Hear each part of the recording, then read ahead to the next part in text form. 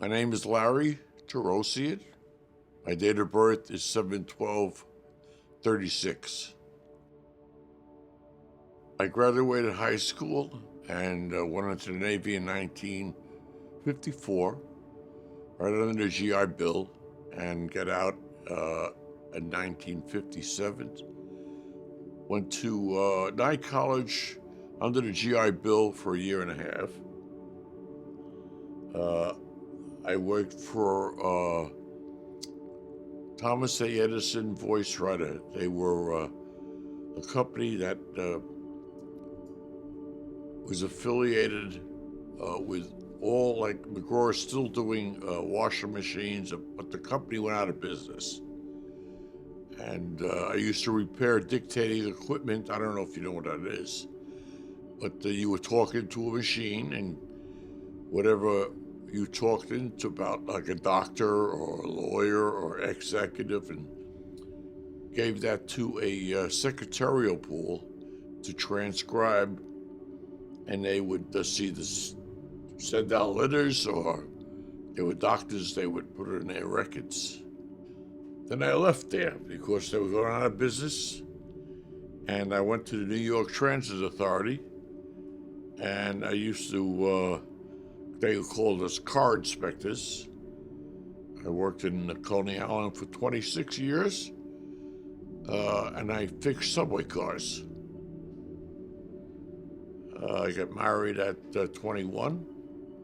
People should wait a little longer, though.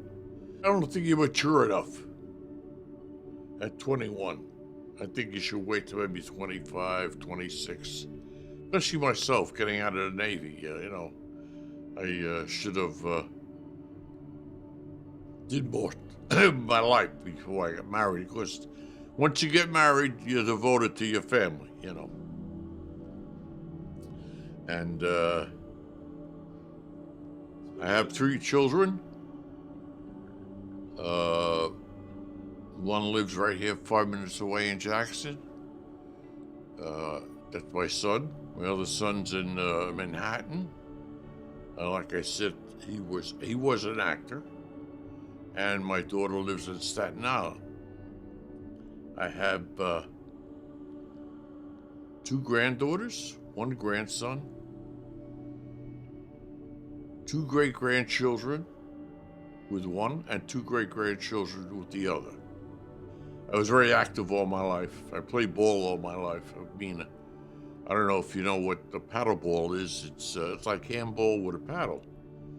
And I played it for 35 years, and I joined a tournament with my friend, and it was a Masters tournament, 55 and older. They came from 5 boroughs to Staten Island to play.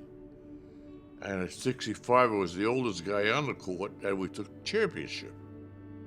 And after that, my knees was shot, my back was shot, and what happened was I don't know if I told you, I was born in Brooklyn,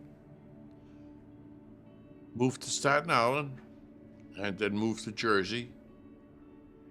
And I used to live at Leisure Village West, which is 55 and older. And my health started to depreciate it, and my kids were taking care of me, and I felt a burden to them. So I came here to Bellaterra. And I do have to say that the people here, the staff, is excellent. And when I got out of boot camp, I was assigned to this aircraft carrier. The name of the carrier was the Midway. It was the biggest at the time. And when I got on the Midway, I was a seaman, a deckhand. Then I used to steer it for about 4 months. And we went overseas to join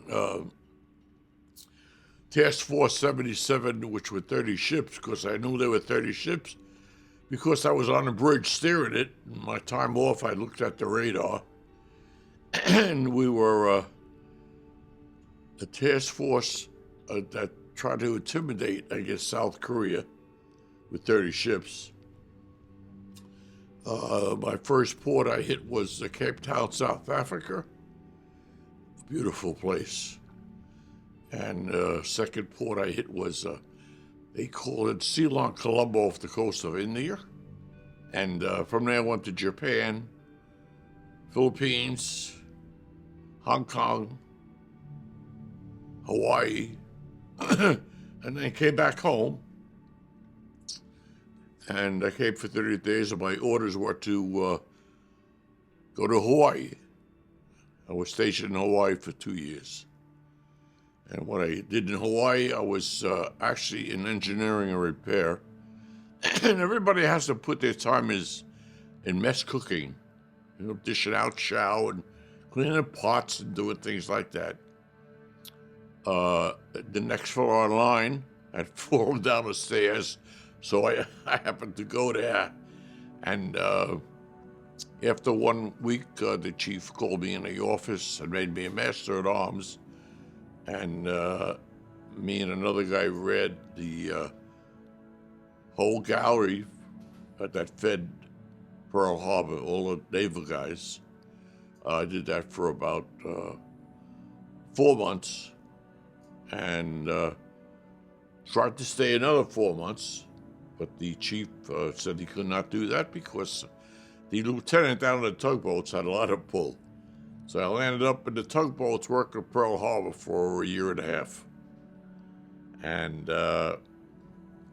then, of course, went to Treasure Island and got discharged.